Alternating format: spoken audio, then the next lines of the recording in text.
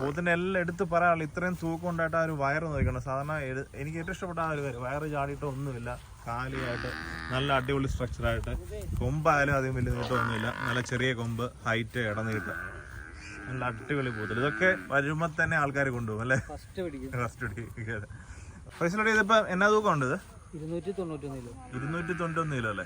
ഇതുപോലുള്ള സാധനം വന്നു കഴിഞ്ഞാൽ ആദ്യം തന്നെ അങ്ങ് പോകും അല്ലേ? അപ്പൊ ഇത് എന്നാ പിന്നെ എല്ലാ കുട്ടികളും ഇതുപോലെ കൊണ്ടുവരാൻ എന്താ പറ്റാത്തത്? മാർക്കറ്റിൽ നിന്ന് കിട്ടണില്ല, ഇത്രയും കുട്ടികളെ മേടിക്കാൻ അങ്ങനെ കിട്ടത്തില്ലല്ലേ?